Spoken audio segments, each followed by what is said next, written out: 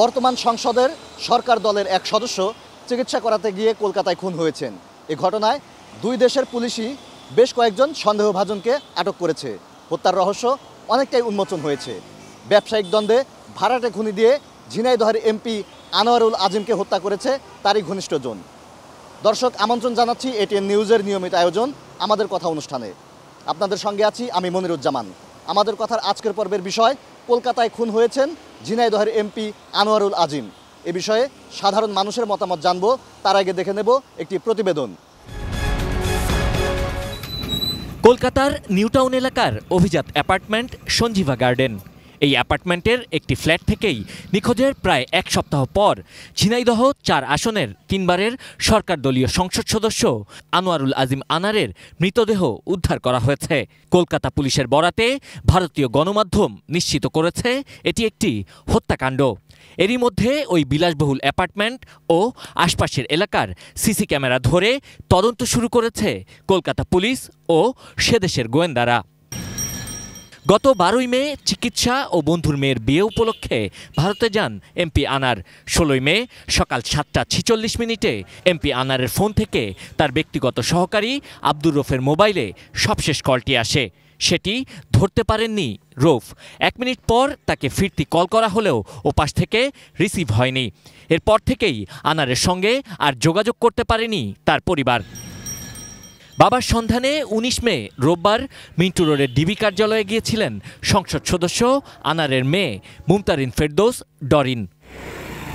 একসময় আন্তর্জাতিক পুলিশ সংস্থা ইন্টারপোলের ওয়ারেন্টভুক্ত ছিলেন এমপি আনোয়ারুল আজিম আনার। হুন্ডি কারবার, চোরাচালান ও পাচারের অভিযোগে ইন্টারপোল তার বিরুদ্ধে ওয়ারেন্ট জারি করেছিল। ঠিক কী কারণে এই হত্যাকাণ্ড, এ নিয়ে তৈরি হয়েছে রহস্য। Sabir Ahmed, ATN news, Dhaka. সংসদ সদস্য আনোয়ারুল আজিম হত্যাকাণ্ড নিয়ে একটি প্রতিবেদন দেখছিলাম। এ বিষয়ে সাধারণ মানুষের মতামত জানব। রাজনৈতিক ব্যক্তিত্বরা, পলিটিক্যাল লিডাররা একটা দেশের জন্য সম্পদ এবং এদের সিকিউরিটি সবচাইতে আগে দেওয়া উচিত। সুতরাং রাজনৈতিক ব্যক্তিত্বদের রক্ষা করতে হবে, এটা সরকারের দায়িত্ব, দেশের দায়িত্ব। সুতরাং আমাদের নিরাপত্তা ব্যবস্থা, বিশেষ করে গোয়েন্দা সংস্থাকে খুব কঠোর শক্তিশালী হইতে হবে। কারণ একটা মানুষ, সাধারণ মানুষও যদি মারা যায়, এটা তো আমাদের জন্য ব্যর্থতা। আর দেশের বাইরে যেয়ে মারা যাওয়া, এটা তো দেশের জন্য একটা কলঙ্ক। কারণ দেশের বাইরে যেয়ে মারা যাচ্ছে, তার মানে কি দেশ তার দেশেও নিরাপত্তা দিতে পারে না, দেশের বাইরেও নিরাপত্তা দিতে পারে না। সুতরাং এটা রাজনৈতিক ব্যক্তিদের জন্য উদ্বিগ্নজনক। এইরকম একটা ন্যাক্কারজনক ঘটনার সম্মুখীন হতে হবে, এটা আসলেই আনএক্সপেক্টেড। এবং সেটা একজন স্বনামধন্য এমপির ক্ষেত্রে তো সেটা কোনোভাবেই গ্রাহ্য করা যায় না। এটা আমাদের নিরাপত্তাহীনতায় ভোগাবে এবং পরবর্তীতে দেখা গেছে যে আমাদের এখান থেকে কেউ যদি বাইরে চিকিৎসার জন্য যায় বা অন্য কোনো কাজে যায়, তো সেক্ষেত্রে দেখা যাবে যে আমাদের নিরাপত্তাহীনতায় ভুগতে হবে।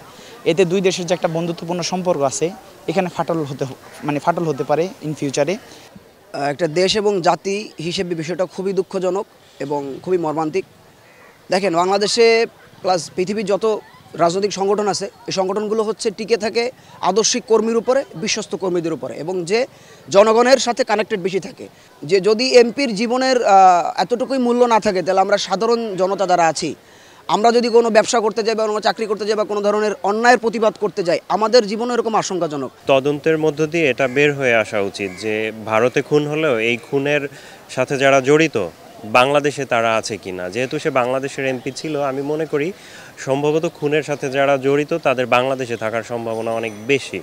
খুনটা হয়তো হয়েছে ভারতে, কিন্তু এর পেছনে যারা কুশীলব অর্থাৎ কলকাঠি নেড়েছে বা গডফাদার, তারা হয়তো ভারতে আছে। এবং এমপি যারা অর্থাৎ হাই প্রোফাইল পারসন, তাদের খুনের পেছনে তাদের প্রতিদ্বন্দ্বীরা থাকতে পারে। ঝিনাইদহের 4 আসনের সংসদ সদস্য এমপি আনোয়ারুল আজিম আনার হত্যাকাণ্ডের যে মূল রহস্যটা কি, এটা নিয়ে ধোঁয়াশার সৃষ্টি হয়েছে। সাধারণ মানুষের মনে প্রশ্ন জেগেছে, কেন হত্যা করা হলো তাদের প্রিয় এই নেতাকে। তো এই প্রিয় নেতাকে নিয়ে সাধারণ মানুষ কি বলছে, চলুন শুনে আসি। ওনার তুলনা হয় না, উনি খুব ভালো মানুষ ছিলেন। ওর মতো মানুষ আর পাওয়া যাবে না আমরা যতটুকু এই কালীগঞ্জের মাটি। কারণ সে সব সময় আমাদের পাশে থাকতো, সুখ দুঃখ, হাসি কান্না, সমবেদনা সব কিছু জানাইতো। তার কোনো খারাপ ইয়ে আমরা পাইনি। রাজনীতির কারণে হোক আর ব্যবসায়িক কারণে হোক, মানুষের সাথে একটু মূল্যমালিন্য থাকতেই পারে। এখন এই উদ্দেশ্যে বা কারা কীভাবে মারছে এটা আমরা তো আর বলতে পারি, কিন্তু লোক হিসাবে ভালো, খুবই ভালো। মনে হচ্ছে যে কালকে রাতে যখন ঘুমাচ্ছি হঠাৎ করে চোখ ভেসে উঠছে, ঘুম আসছে না, লোকটা চলে গেল। বলবো কি, আমাদের কালীগঞ্জে 3 লক্ষ মানুষের নয়নমণি আমাদের চিরদিনের মতো হারিয়ে গিয়েছে। আল্লাহ, এই মানুষ আমাদের জীবন আর কালীগঞ্জে জন্ম নেবে না। আপনারা যেদিকে মিটে আছে আমাদের ভাইটার একটু খোঁজ করে দেখেন, আমাদের মা বোন ভাই বোন যে যেখানে আছে সবাই কষ্ট আছে। মানুষের মনে এত কষ্ট, মানুষের হিংসা থাকতে পারে, তাই বলে এইভাবে একটা প্রতিনিধিকে মেরে দেওয়া হয়। আল্লাহ তাকে যেন আইনি নিয়ে এসে তাকে শাস্তি দেওয়া হোক। আমাদের কথায় আমি MS আহমাদ। আর শুনবো আনার হত্যা নিয়ে কি বলছেন ঠাকুরগাঁয়ের সাধারণ মানুষ।